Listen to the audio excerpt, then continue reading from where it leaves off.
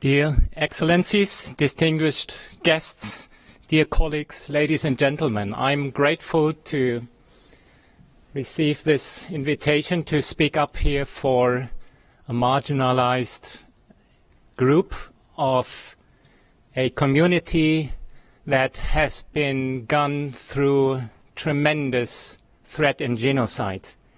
Let me introduce firstly how ADRA is working, to just let you know the framework we are working in, which is somehow something I want to emphasize later on for a proposal or solution or suggestion where to look at in the near future. Well, ADRA is a network of independent NGOs in about 140 countries with approximately 6,000 employees working in this network. ADRA Germany is working with partners around the globe seeking implementation in the field of development and relief. So crises are the field where we are working in, and since our foreign minister Frank-Walter Steinmeier used to state that we are living in a permanent crisis, yes, we entered a new phase of response, so to say, which is really time to find new models, to find new methods even, or circumstances we are working in. We consider ourselves as being a faith-based or value-based organization. I like the term value-based because it's more inclusive. It is a term that can be easily adapted of secular people as well. So I really don't want to exclude anybody working in the field of the humanitarian aid, which is of high priority for us, for the ADRA network as well. Our working strategy is according common standards like human rights approach, the so-called comprehensive approach, or the European consensus of humanitarian aid, or the sphere standard. So we are working for the most vulnerable people in failed states, so-called low development countries, and war zones in Africa and in the MENA region. This is a complex crisis. This crisis provokes what we see in these days. Refugees are knocking at the door of Europe. This has definitely changed our working environment as an NGO working in the Global South. So we have changed our focus to Europe and even to domestic programs, dealing and working with refugees in our home countries here in Europe. So this is, well, these programs we can consider as being in terms of the welcome attitude and integration of refugees in our home countries. More than that, ADRA has decided to also run and organize, contribute to refugee camps in Greece in specific. So we are doing there the so-called site management services. The security issue is guaranteed by the Greece military, and doing this we partner with several organizations like IsraAid, a very successful cooperation, Islamic Relief, which is a successful cooperation together with my colleague and friend Tarek Abdelalem. In this camp we are serving, there are 1,200 Yazidi people, and half of them, more than 600, are children under 15 years old. I can't tell you really the bad circumstances that these people are living in. They are living in tents, and believe it or not, yesterday we were able to accommodate these people in places and solid houses to be ready for the winter. Imagine yesterday, this was really a sad situation. Imagine 600 children living in a tiny space, tiny tent of the UNHCR we are cooperating with. But, for instance, schooling was not possible for more than 8 months.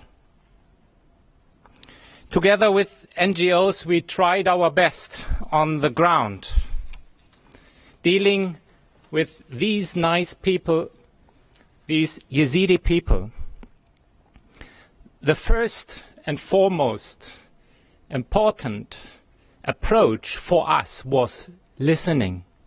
Listening to these people, what they want, what they need. And again, I won't tell you today what the stories were, what the sufferings were these people gone through, like genocide and brutal murders. So what are my observations? What is my conclusion? What is my suggestion?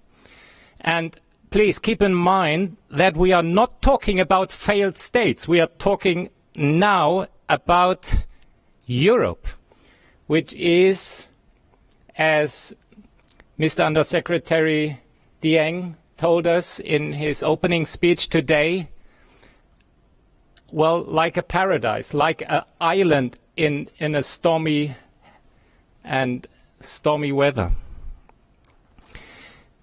In our sector, we are talking about shrinking space for civil society organizations. And I think I don't need to tell you that churches and religions belong to the civil society.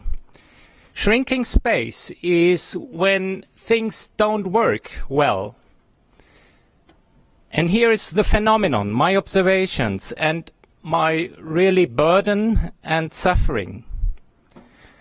We were dealing within Europe with a kind of bureaucracy I never expected. That means we have all the values, all the human rights laws, all the attitudes on the paper. We have all the people around us that are willing to serve and to change something to the better. But, astonishing enough, we are not observing a lack of law. We are not observing a lack of commitment of individuals. We are not observing a lack of policies, but we are observing a lack of policy coherence. That means we have all the conditions, all the statements, all the tools on the paper, but not in action. Which is a sad thing in this special case in Greece. I don't want to blame anybody for something, but what we see is somehow a separation of the willing people. We further more desperately seek a coalition of the willing, which is like a watchdog, people who observe bad circumstances and then bring together all the actors on the ground, all the decision makers in that area, and all the decision makers on all political levels within Europe. So my conclusion or lessons learned would be like this. Leave your silo thinking. This is my conviction. I'm confident that we can really move something to the better if we all, and on all levels, come together, sit at one table and discuss. Discuss and find good solutions to stabilize situations and circumstances and, in the end, people under threat, the most vulnerable people under threat.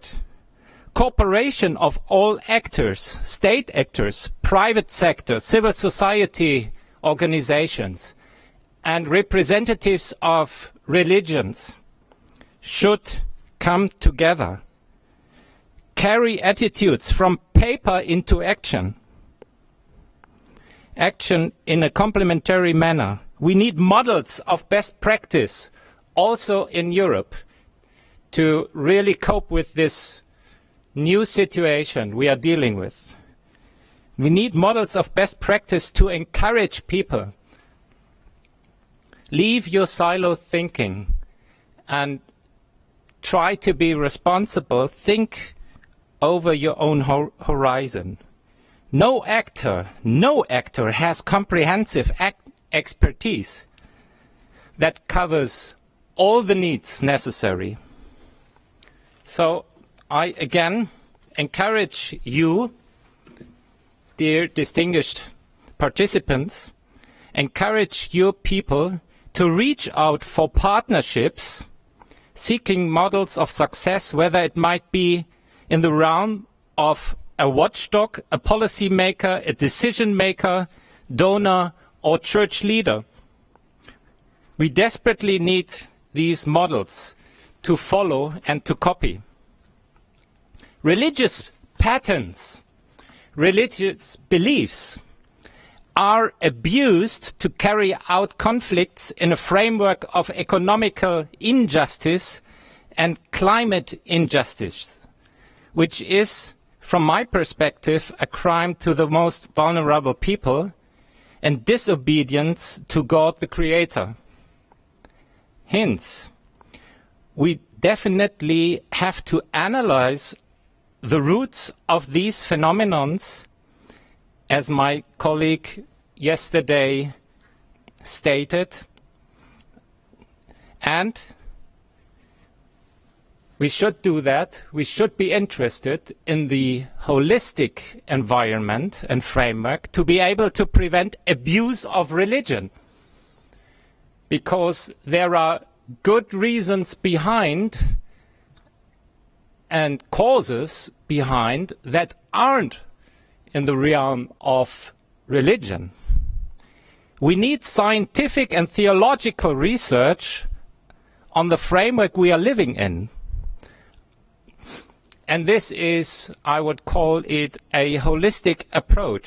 Socio-economical, political, theological, religious framework. The actors were not linked in order to create momentum. This was and still is my observation, even within Europe. Here can be a role of bold people. This is the kairos, to become the bus driver, as we heard yesterday, the bus driver who brings people at one table. This might be the role of religious leaders as being bridge builders and catalysts This propels dialogue and progress.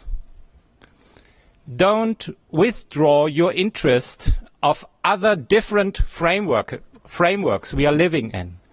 Religion is embedded in these frameworks, but at the same time we should stay with our mandate.